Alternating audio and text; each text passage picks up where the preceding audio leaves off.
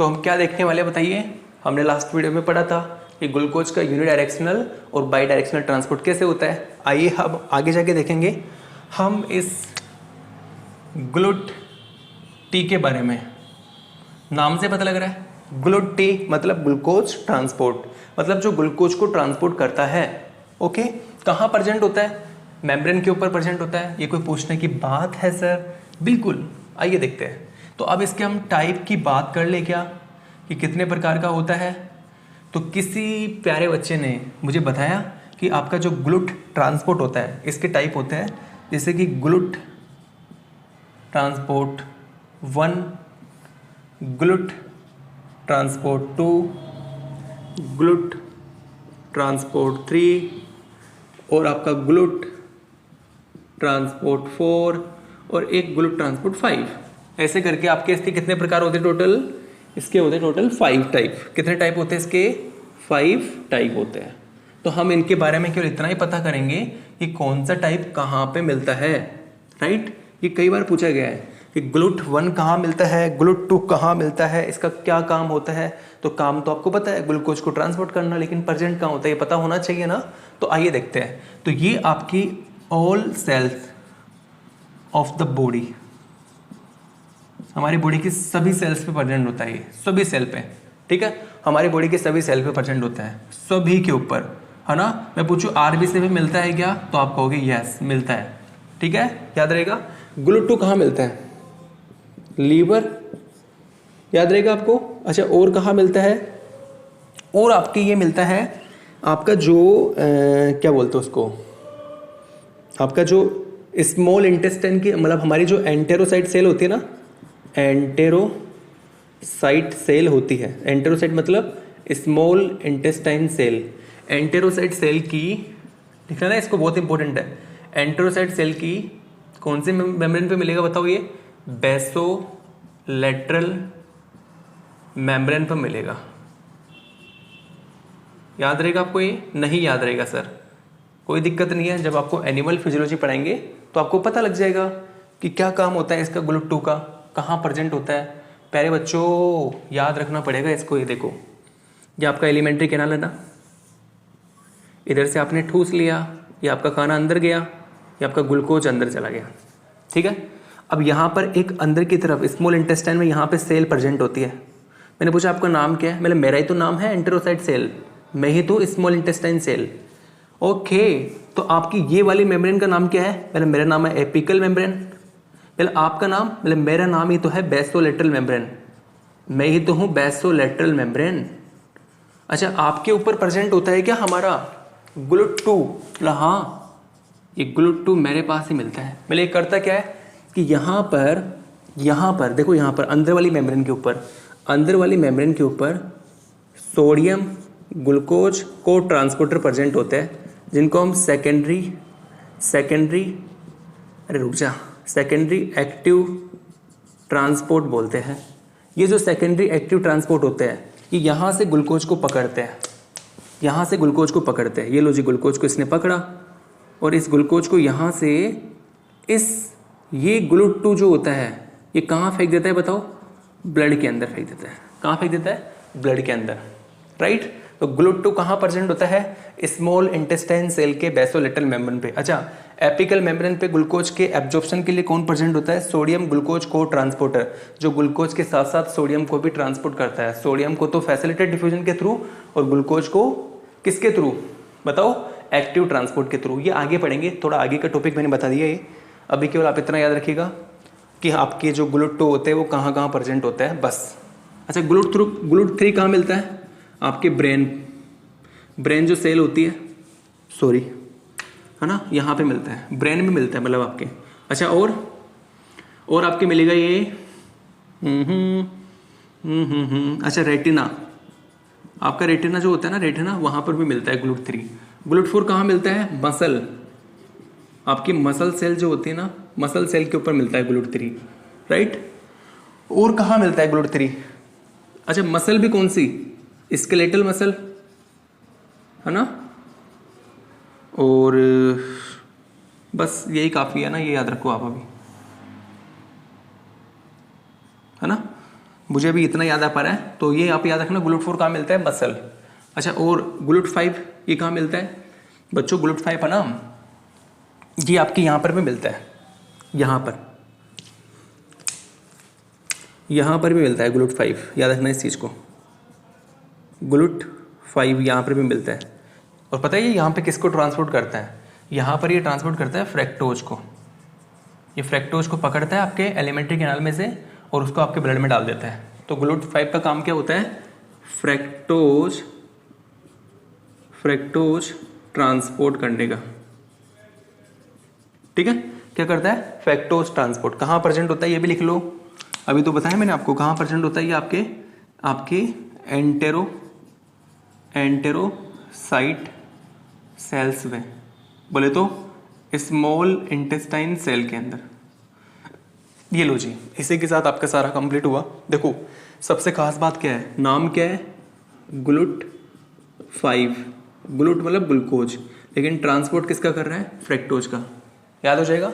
इसकी ट्रिक भी है, हमारे सर ने हमें बताई थी, Rani Lakshmi Bai make India proud. हटाओ इसको यहां से।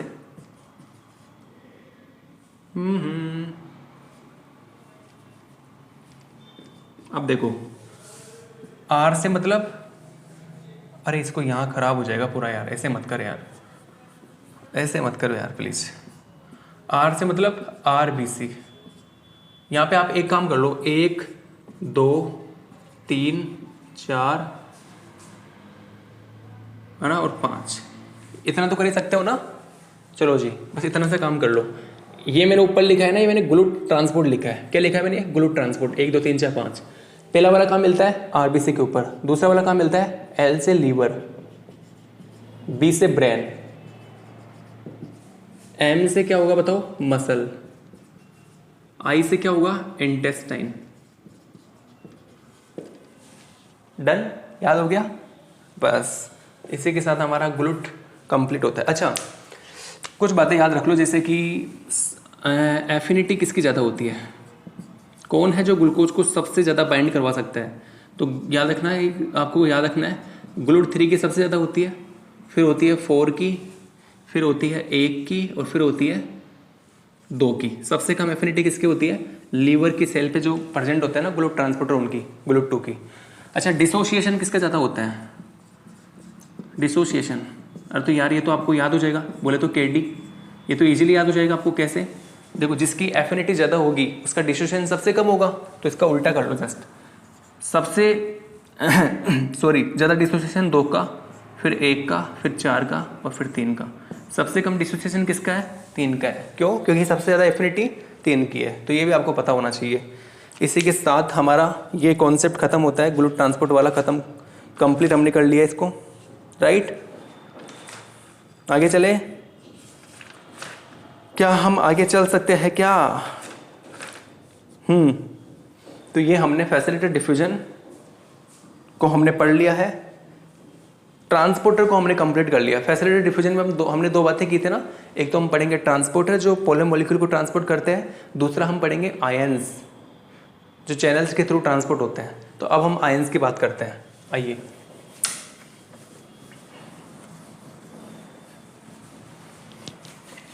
तो अब हम आयंस की बात कर लेते हैं।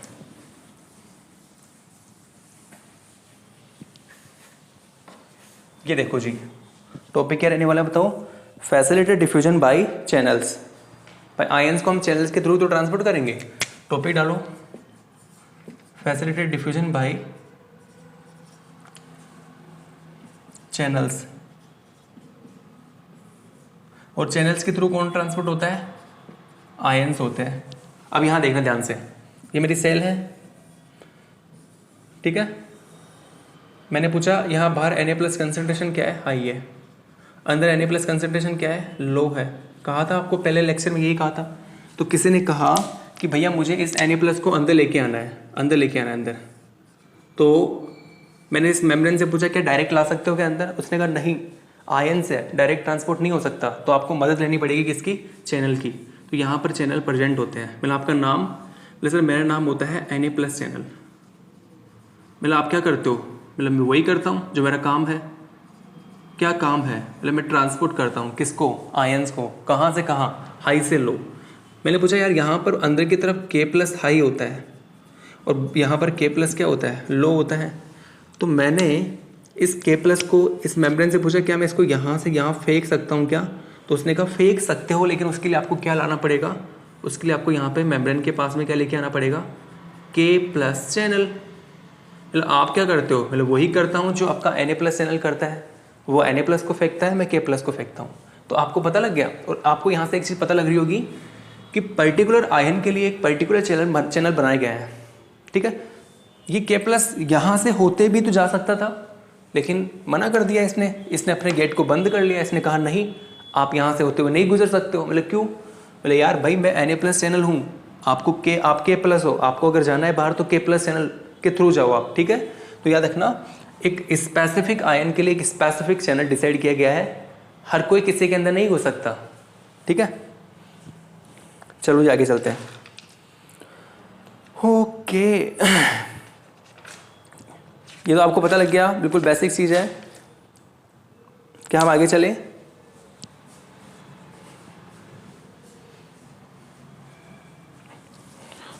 क्या हम आगे चल सकते हैं क्या? चलो जी आगे चलते हैं, ठीक है। अब हम आपको आगे जाके नया टॉपिक पढ़ाने वाले हैं, और टॉपिक का नाम क्या है, टॉपिक का नाम है सेलेक्टिविटी ऑफ आयन चैनल। क्या पढ़ेंगे बताइए, हम पढ़ेंगे सेलेक्टिविटी ऑफ आयन चैनल, ठीक है। तो ये तो आपको पता लग गया ना, चैनल्स के थ्रू कैसे ट्रांसपोर्ट होता है। तो नेक्स्ट टॉपिक डाल लो, सेलेक्टिविटी ऑफ आयन चैनल। आइए देखते हैं क्या होता है ये, आइए देखते हैं। तो एक चीज़ आप दिमाग में बसा लो, दो चीज़ों पे डिपेंड करती है ये, दो चीज़ों पे डिपेंड करती है। आपकी जो सेलेक्टिविटी होती है ना, वो दो चीज़ों पे डिपेंड करती है। दो चीज़ें क्या होती है, एक तो आपका ये चैनल होता है ना, चैनल, इस चैनल की ये जो ल्यूमेन होती है, ल्यूमेन, ये ल्यूमेन कितनी क्या है, ये मैंने ल्यूमेन बनाई है, ल्यूमेन। एक तो इस ल्यूमेन पे डिपेंड करती है। पहले तो ये आपकी जो सेलेक्टिविटी है ना आयन चैनल की, कि Na प्लस के अंदर से जाएगा, K प्लस के अंदर से होते हुए गुजरेगा, ये दो चीज़ों पे डिपेंड करती है। पहला क्या है बताइए, पहला है आपका ल्यूमेन, राइट। पहला क्या है, ल्यूमेन। अच्छा, ल्यूमेन का साइज डिसाइड करेगा, जैसे Na प्लस है, अब Na प्लस का साइज जो होता है, हाइड्रोजन सेल साइज जो होता है Na प्लस का, वो ज़्यादा होता है as compare to K plus. तो जब Na प्लस का हाइड्रोजन सेल से ज़्यादा होगा तो क्या वो छोटे चैनल में से, छोटे ल्यूमेन में से होते हुए अंदर जा पाएगा क्या, नहीं जा पाएगा। तो उसके लिए हमें ल्यूमेन को ब्रॉड करना पड़ेगा, बड़ा करना पड़ेगा। तो भैया ध्यान से सुनना, इस प्रकार से ये ल्यूमेन है ना, ये भी डिसाइड करके जाती है कि किसको किससे होके गुजरना है। अगर हमने Na प्लस को K प्लस में डाला, K प्लस चैनल में डाला, तो जा ही नहीं पाएगा, क्योंकि K प्लस की ल्यूमेन छोटी होती है, Na प्लस काफ़ी बड़ा होता है साइज में, हाइड्रोजन सेल से Na प्लस की ज़्यादा होती है, तो नहीं जा पाएगा।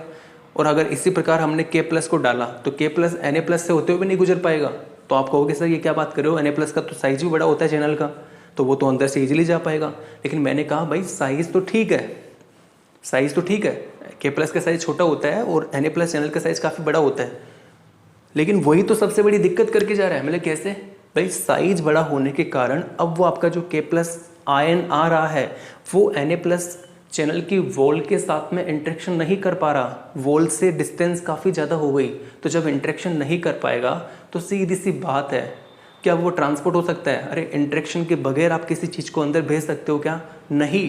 लेकिन फिर भी किसी ने कहा मुझे तो ट्रांसपोर्ट करना है, तो ट्रांसपोर्ट करना है तो आपको ऊपर से मुक्का मारना पड़ेगा, ठीक है, आपको ऊपर से फोर्स लगाना पड़ेगा, तब जाके वो ट्रांसपोर्ट हो पाएगा, राइट।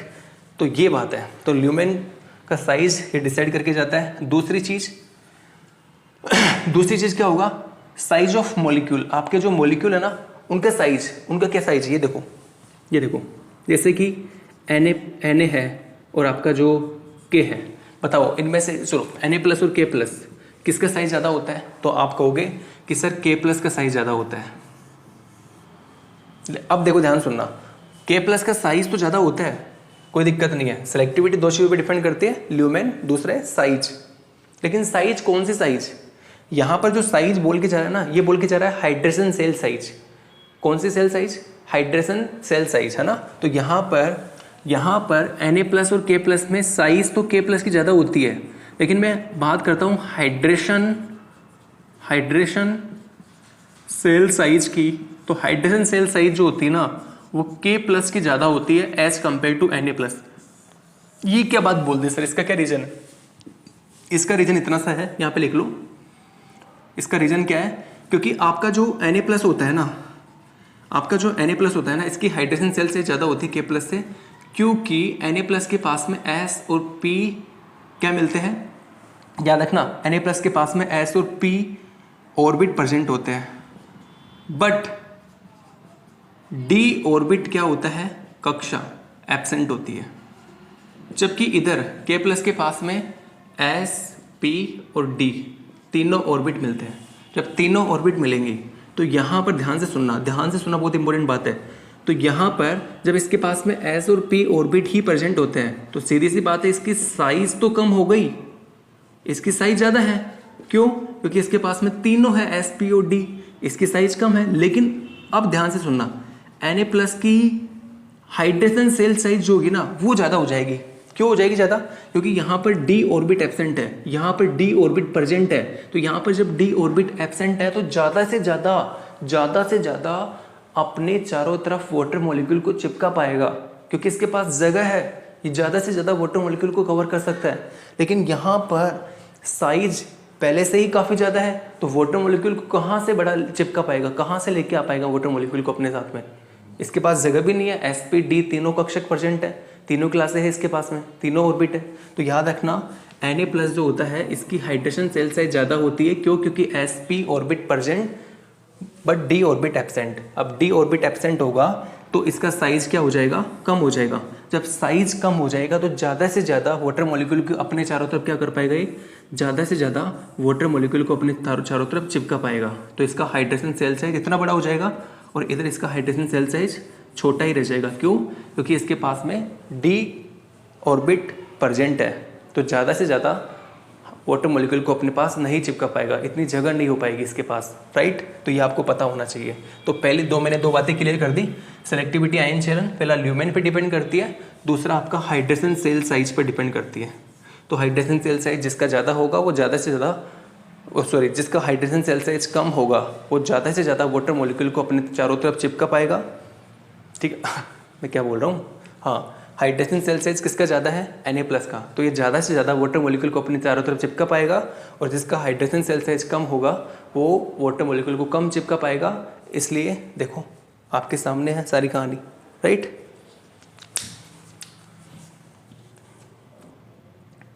आगे चलूँ। अब मुझे बताओ, अभी मैंने थोड़ी देर पहले जो बात की, कहाँ गया डस्टर, अभी मैंने थोड़ी देर पहले जो बात की उसको मैं यहाँ पे लागू कर सकता हूँ क्या? ये देखो, ये देखना यहाँ पे। एक तो मैं ऐसे ल्यूमेन बना के जा रहा हूँ आपके लिए, ध्यान से देखना इस चीज़ को।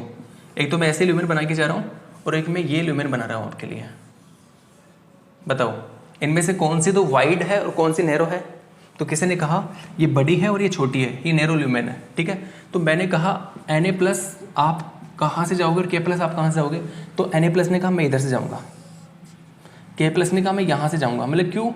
Na+ ने कहा ये देखना मेरा हाइड्रेशन सेल साइज कितना बड़ा है, मेरा हाइड्रेशन सेल साइज तो देख इतना बड़ा है, मैं इधर से होते हुए तो जाऊँगा, इधर कैसे घुस पाऊँगा। इसने कहा मेरा हाइड्रेशन सेल साइज छोटा है तो मैं चला जाऊँगा, कोई दिक्कत नहीं है। तो Na+ हमेशा वाइड को यूज करेगा और K+ किसको, नैरो को, राइट। ये पता होना चाहिए आपको। अच्छा, मैंने K+ से कहा आप ना यार इधर से आ जाओ ना यार, उसने कहा मैं आ गया था, लेकिन भैया मेरे इस वॉल के साथ में इंटरेक्शन ही नहीं हो रहा था। जब इस वॉल के साथ इंटरेक्शन नहीं होगा तो मैं नीचे कैसे जाऊंगा? तो मैं तो जब गया और थोड़ी देर बाद में दोबारा आ गया। मैंने इस Na+ से कहा यार आप इधर से चले जाओ ना, उसने कहा मैं तो आया था, मैं तो पहले इधर ही आया था, लेकिन इसका तो साइज ही बहुत छोटा है और मैं तो इतना बड़ा हूँ, मैं इसमें एंटर नहीं कर पाऊंगा, मैं इसमें घुस नहीं पाऊंगा, और जब मैं इसमें घुस नहीं पाऊंगा तो कैसे ट्रांसपोर्ट होऊंगा सर, कैसे बातें कर रहे हो, राइट। तो आपको समझ में आया होगा कैसे किसका ट्रांसपोर्ट होता है।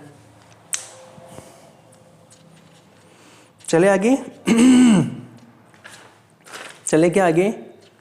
ओके, आ जाओ जी, आगे चलते हैं। आगे चले क्या? तो अब हम इसको थोड़ा जूम करके देख ले। ये वाइल्ड वाला जो पार्ट है ना, ये वाइल्ड चैनल जो है ना, इसको हम जूम करके देख ले क्या कैसा दिखाई देता होगा ये। आइए देखते हैं। तो मैं वाइल्ड वाले को क्या कर रहा हूँ, थोड़ा ध्यान से सुनना।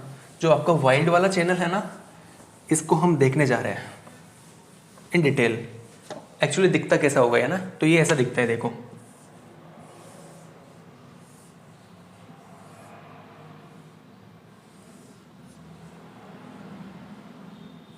कैसा दिखता है। हाँ सही है।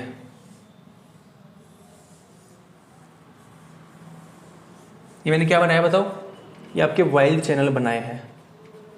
इसको हम एक नाम से बोल सकते हैं Na+ चैनल। इसके दो पार्ट होते हैं। ये वाला जो पार्ट होता है ना, ये वाला पार्ट, इसको बोलते हैं सेलेक्टिव फिल्टर। इसको बोलते हैं सेलेक्टिव फिल्टर। और ये जो है इसको बोलते हैं डायलेटेड पार्ट। यहां तक क्लियर है? सेलेक्टिव फिल्टर और डायलेटेड पार्ट। अच्छा ध्यान से सुनना, सेलेक्टिव फिल्टर और डायलेटेड पार्ट, ध्यान से सुनना। यहां पर ग्लूटामेट अमाइनो एसिड प्रेजेंट होता है। ग्लूटामेट मैंने पूछा यहां पर कौन सा होता है? यहां पर होता है सेरिन होता है ना, यहां पर सेरिन अमाइनो, हाँ यहां पर होता है सेरिन। यहां पर होता है सेरिन, इधर भी सेरिन। ये लो जी। अब ध्यान से सुनना, इधर से कौन आया बताओ? ये लो जी, ये आपका Na+ आ गया ना। अरे इसको साफ करो, ये लो, ये आपका Na+ आ गया। अब ये जब Na+ इधर से होते हुए गुजरता है, तो ये लो जी Na+ यहाँ आ गया, ये लो। तो ये हाइड्रेशन सेल साइज होती है ना, ये हाइड्रेशन सेल साइज में पता है क्या होता है? ये सेरिन अमाइनो एसिड जो होता है, ध्यान सुनना, या जो आपका सेरिन अमाइनो एसिड होता है, ये इंटरेक्शन कर लेता है किसके साथ? ओनली इस हाइड्रेशन सेल साइज के साथ में। Serine amino acid only hydration cell size के साथ इंटरेक्शन कर लेता है, और इस Na+ के साथ में इसका कोई इंटरेक्शन नहीं है। तो ये Na+ ऊपर की तरफ जाता है, ये लो जी Na+ आ गया। अब ये Na+ के साथ में कौन जुड़ेंगे बताओ? ये ग्लूटामेट। और इस Na+ को किधर ट्रांसपोर्ट करेंगे? इधर। तो ये लो जी, हो गया ना आपका Na+ का ट्रांसपोर्ट। वैसे ही ऊपर से अगर किसी Na+ को अंदर लेके आना है तो सेम प्रोसेस, वही यहाँ पर हाइड्रेशन सेल साइज सारा कुछ प्रोसेस होगा। लेकिन याद रखना मैक्सिमम, ये केवल याद रखना, बहुत इंपॉर्टेंट बताने जा रहा हूँ, 1% चांस होता है ऊपर जाने का। 99% चांस में पता है क्या होता है? 99% चांस में Na+ यहाँ जाता है और दोबारा से ही Na+ लोड किया जाता है। केवल 1% चांस होता है ऊपर जाने का, लेकिन वो तो काफ़ी है हमारे लिए, ट्रांसपोर्ट करने के लिए काफ़ी है वो ना। तो ये आपको पता होना चाहिए कौन सा अमाइनो एसिड होता है, कौन सा किस पार्ट में प्रेजेंट होता है, और कौन से वाले पार्ट में प्रेजेंट होता है, राइट। आगे चले। क्या हम आगे चल सकते हैं? अच्छा, सेलेक्टिव फिल्टर वाला पार्ट कौन सा है? याद रखना, ये सेलेक्टिव फिल्टर वाला पार्ट है और ये आपका डायलेटेड पार्ट है, ठीक है। आ जाओ आगे। चलो, इसमें से नैरो पार्ट कौन सा है? तो ये नैरो है, सेलेक्टिव फिल्टर वाला पार्ट नैरो है ना, ये डायलेटेड है, ठीक है। ये आपका हो चुका है। आगे मैं आपको बताने वाला हूँ। अब मैंने आपको वाइल्ड चैनल के बारे में बता दिया, अब मैं आपको बताऊंगा नैरो चैनल के बारे में। आ जाओ जी, नैरो चैनल क्या होता है उसके बारे में भी देख लेते हैं। नैरो चैनल में तो कुछ भी नहीं है भैया।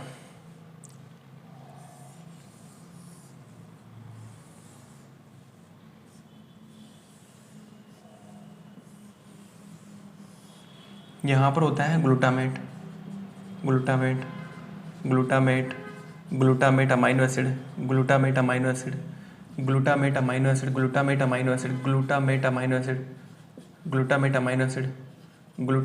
एसिड, ये लो जी, ये ऐसी कंडीशन होती है।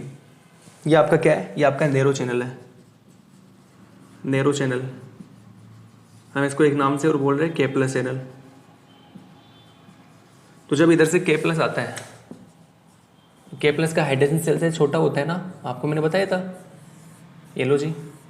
तो अब ये ग्लूटामेट अमाइनो एसिड है ना, ये इजीली, ध्यान सुनना, ये ग्लूटामेट अमाइनो एसिड आपको पता है ग्लूटामेट है तो सीधी सी बात है आयंस के साथ में इंटरेक्शन करेगा, तो ग्लूटामेट अमाइनो एसिड इजीली इस K+ के साथ में इंटरेक्शन कर लेता है और इसको ऊपर की तरफ खींचता है ऐसे, ठीक है। किसको? ओनली जिसके साथ इंटरेक्शन किया उसके साथ, उसको।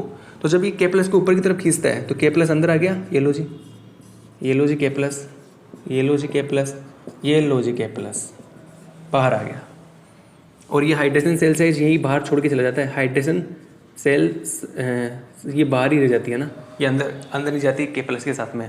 वैसे ही अगर Na+ आएगा, आप ध्यान से सुनना, कहानी इंटरेस्टिंग। अगर Na+ आएगा ना, तो Na+ जब आता है तो Na+ का हाइड्रेशन सेल साइज बड़ा होने के कारण ये ग्लूटामेट जो है और ये Na+ जो है, इन दोनों के बीच की जो डिस्टेंस है, ये डिस्टेंस बहुत ज़्यादा हो जाती है। और जब डिस्टेंस बहुत ज़्यादा हो जाती है तो इनके बीच में नो इंटरेक्शन। अब जब इंटरेक्शन नहीं होगा तो no transport of Na+ via narrow channel, है ना। नो ट्रांसपोर्ट ऑफ Na+ का ट्रांसपोर्ट नहीं होगा, किसके थ्रू? नैरो चैनल के थ्रू। क्यों नहीं होगा? क्योंकि डिस्टेंस बहुत ज़्यादा है इनके बीच में। डिस्टेंस बहुत ज़्यादा होने के कारण यहाँ पर इंटरेक्शन नहीं हो पाएगा। डिस्टेंस बहुत ज़्यादा क्यों हो गई? क्योंकि यहाँ पर हाइड्रेशन सेल साइज क्या है? ज़्यादा है एज कम्पेयर टू K+। तो ये हमारा वाइड और नैरो हो चुका है। वाइड और नैरो हमने ल्यूमेन पढ़ लिए, पूरे चैनल पढ़ चुके हैं। आज हमारा ये मेम्ब्रेन ट्रांसपोर्ट कंप्लीट होता है। नए टॉपिक को लेके आएंगे, तब तक के लिए आप ऐसे वीडियो को लाइक करते रहिए। चैनल पर नए हो तो सब्सक्राइब करिए, अपने दोस्तों के साथ शेयर करिए, पढ़ाई करते रहिए जम के।